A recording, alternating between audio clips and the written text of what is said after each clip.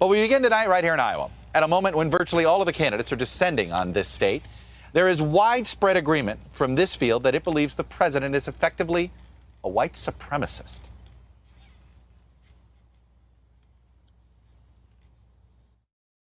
Do you believe that the president is a white supremacist? I believe everything the president says and has done encourages white supremacists. And I'm not sure there's much of a distinction. He can't keep trying to stir this up, give aid and comfort, be embraced by the white supremacists, and then say, oh, but not me. Do you think that President Trump is a white supremacist? I do. Is the president a white supremacist? He is. Do you agree? I do. Based on his words and actions, yes, he is a white supremacist. It seems evident to me that seems to be his belief, sure. Yeah. Things that he has said would be things that white supremacists would say. There are certainly white supremacists that think Donald Trump has their back. Would you call him a white supremacist? I think you should ask him that question. It's pretty astonishing how much the Democratic field, an array of Democrats from different flavors of the Democratic Party, different ideologies, you name it, all speaking in one voice. Here's President Trump, though, speaking with reporters at the White House earlier today, reacting to those voices. Democrats calling you and your supporters a white nationalist and a white supremacist help you?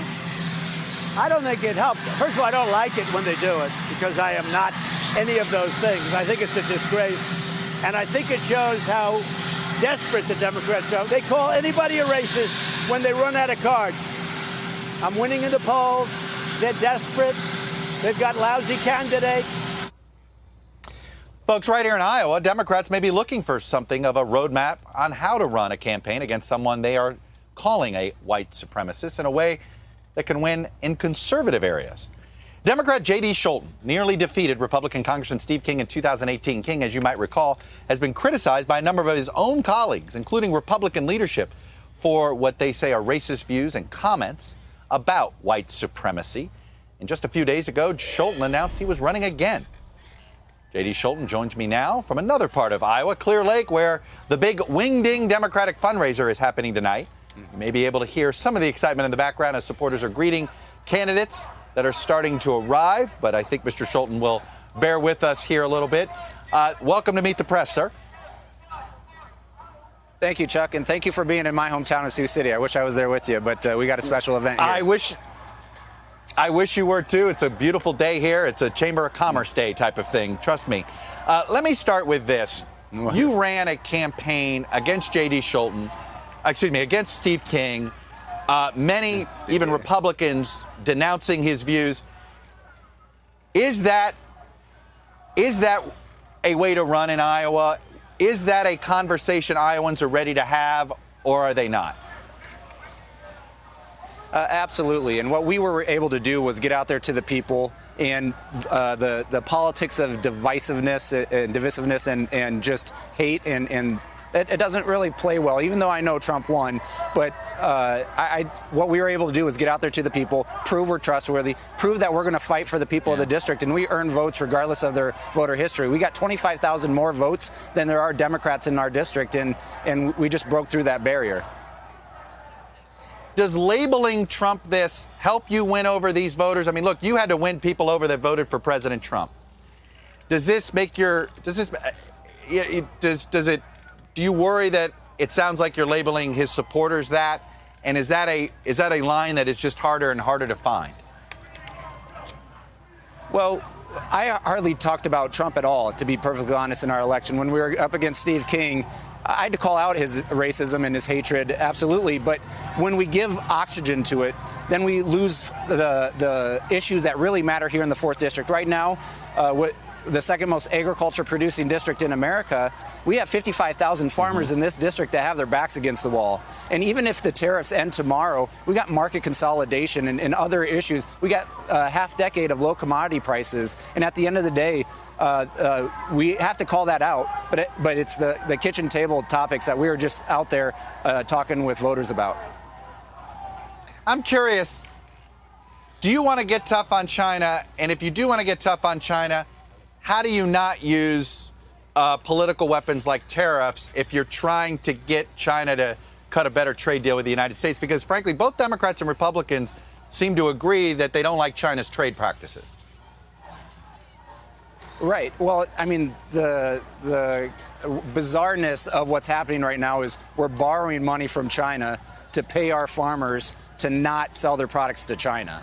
And I mean, we look at some of these multinational corporations that they're going to sell their soybeans to China one way or the other. And so I'm out here making sure that it's trying to be Iowa farmers that are selling their soybeans to China and not somewhere down in South America. And when you have Representative King not on the farm committee or the agriculture committee, that's hurting our farmers. We don't have a voice out there, and that's a message that resonates here. And I think 2020, we have a huge opportunity to earn rural votes where we may have not had them in the last few years and even last decade. And so that's one thing. I'm pushing the 2020 candidates as they come into the district and asking me to what worked there. That's what I'm pushing them on. Well, let's talk about the gun issue. You stopped short, for instance, of supporting the assault weapons ban. That is something that many national Democrats, many of the presidential candidates would like to see. You have come out in favor of expanded background checks. Number one, are you still not there yet on the assault weapons ban? And what can you sell to conservative Iowans when it comes to gun regulation? Well, I think the number one thing we need to talk about is the national notion that it's either the Second Amendment or gun safety. That's a false choice. There's plenty of room to grow and to come together as a nation. When 97% of universal or people in America want universal background checks, and Congress can't get it done, that's a failure in our democracy. And one of the things I ran on last time, and I'm running again on this time, is the amount of special interests that dictate our democracy is just disgusting. And so we're trying to get a government of the people, by the people, and for the people. And the gun lobbying is just one of the biggest examples of how D.C. is not working for districts like this. On the assault weapons ban, you stopped short of calling for it in 2018. Where are you now on it? Well, I'd consider it, but there's so many different types of assault rifles and what it means to be an assault rifle that I think we need to have a definition of what it is, a true definition of what it is before I can commit to something like that. Because the last time we had one, you could also buy almost the exact same gun, but just a different brand. And so I think there's other steps we can do along the way, but if that's on the table, I think it's worth a debate. Let me ask you, big picture, Democratic Party, what you hear from voters in the 4th Congressional District. Are they looking for a nominee that is more about electability, or are they looking for somebody a little more progressive? What would you tell a Democratic presidential candidate that asked you for that advice? I think we're looking for somebody who can build a coalition, and we're the second most agriculture producing district in America, so we're pretty rural. But at the same time, I think there's a huge potential for a candidate to build what I like to call a Dollar General district, or a Dollar General coalition, where it's all, you have these rural communities that feel left behind, but you have some of these urban areas that feel left behind as well. And any candidate who can do both, I feel that's the type of candidate that we can really can get behind. Get more. I think I know what you're trying to say with the Dollar General point, but make that point.